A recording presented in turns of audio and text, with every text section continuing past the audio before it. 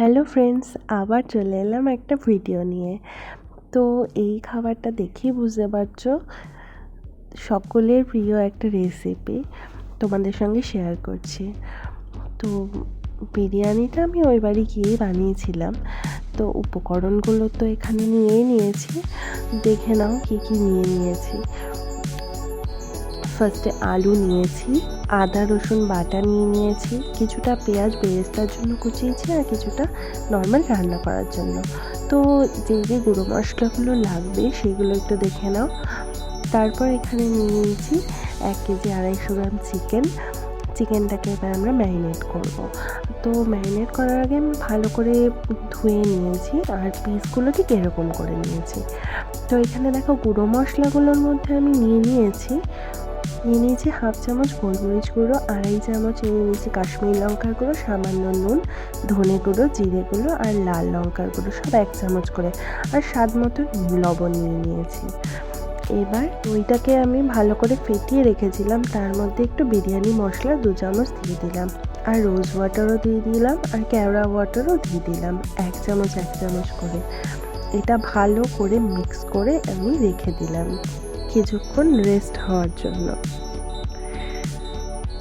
এবারে গুঁড়ো মশলাগুলো সমস্ত মাংসর মধ্যে ঢেলে দিলাম, আর আদা রসুন বাটা যেটা আগে দেখিয়েছিলাম ওইটা পরিমাণ মতো নিয়েছি, আর দইয়ের মধ্যে যেটা মাখানো ছিল এটা আমি ভালো করে এবার মাখিয়ে নেব।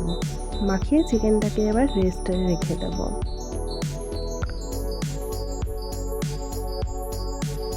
আমি বাড়িতে ইনস্ট্যান্ট বানাচ্ছিলাম বলে বেশিক্ষণ রেস্টে রাখতে পারিনি, কিন্তু আগের দিন করলে সত্যিই ভালো হয় আর খুবই ভালো হয়।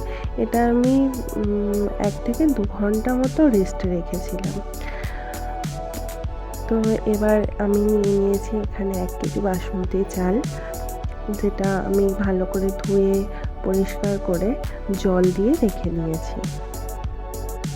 তারপরে জলটা সোক করার পর ঠিক চালগুলো ঠিক এতটা বড় বড় হয়ে গেছিলো। এই চালগুলো খুব শুকিয়ে হয়, এগুলো বেশি নাড়াচাড়াও করা যায় না। তো 1 কাপ জলের মধ্যে আমি গোলাপ জল, কেওড়া জল, তারপরে একটু আতর এগুলো মিশিয়ে রেখেছিলাম। আর এদিকে আবার জল গরম হচ্ছে, জলের ঢাকনার ওপর আমি এই সমস্ত গোটা মশলাগুলো রেখে দিলাম, আর জয়িত্রীটা আমি ক্যাপারে ঘষে দিয়েছিলাম অল্প একটু। আর অলরেডি আমার এখানে আলু ভাজা হয়ে গেছে সেদ্ধ করে, আর ডিম আর বেরেস্তাটা আমি ভেজে নিয়েছি। তারপর বেরেস্তা ভাজার যে তেলের মধ্যে আমি একটু অল্প সামান্য একটুখানি ঘি দিয়ে দিলাম।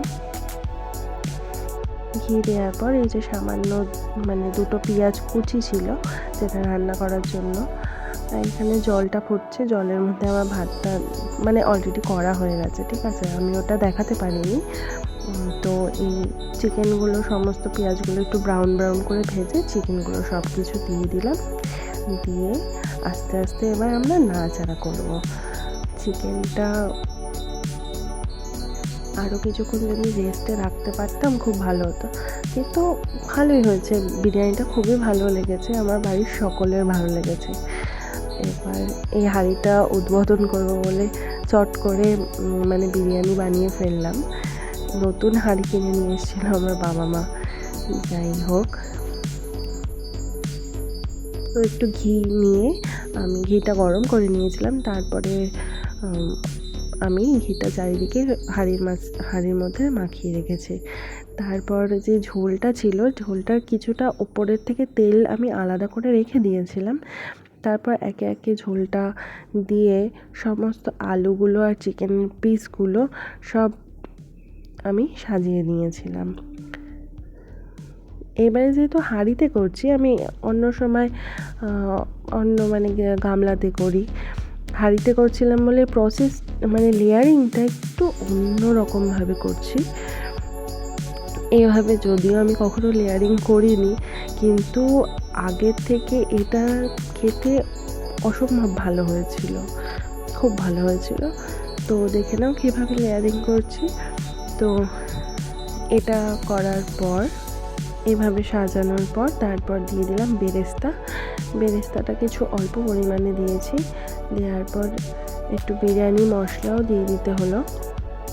তারপর দিয়ে দিচ্ছি ভাতটা আমি দুবারে দিয়েছি।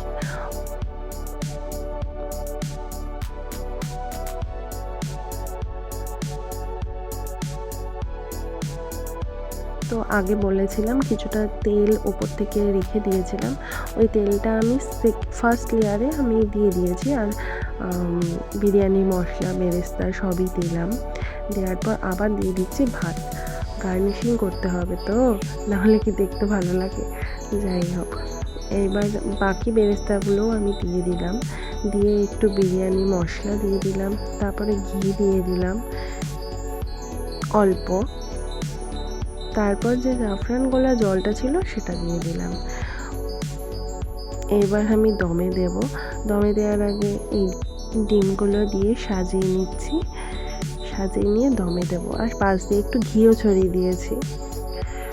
তো দমে দেওয়ার পর ঠিক এরকম দেখতে হচ্ছে। কি অসাধারণ লাগছে না? খুব সুন্দর হয়েছিল, খুব দারুণ হয়েছিল। তো বিরিয়ানি কার না ভালো লাগে, সবারই ভালো লাগে। তোমাদের যদি আমার এই রেসিপিটা ভালো লেগে থাকে তাহলে অবশ্যই একটা লাইক করো আর কমেন্ট করো আর সাপোর্ট করো আমাকে। হয়তো আমি এখনও অতটা ভালো করে করতে পারি না, কিন্তু তোমাদের সাপোর্ট পেলে আমি একদম চেষ্টা করব, আরও চেষ্টা করব। তো তোমাদের কেমন লাগলো? সাথে রায়তাও বানিয়েছিলাম পেঁয়াজ দিয়ে শসা দিয়ে, খুব ভালো হয়েছিল। তো তোমাদের কেমন লাগলো বিরিয়ানিটা অবশ্যই জানিও। ততক্ষণের জন্য টাটা। কিন্তু এইভাবে বিরিয়ানি করে অসাধারণ খেতে হয়েছিল। আমার বাড়ির প্রত্যেকটা লোক খেয়েছে, দারুণ হয়েছিল। তো এইবারের মধ্যে আমি চললাম, আবার আসছি পরে ভিডিও নিয়ে। তো তোমরা আমার সাথে থেকো অলওয়েজ। চলো টাটা।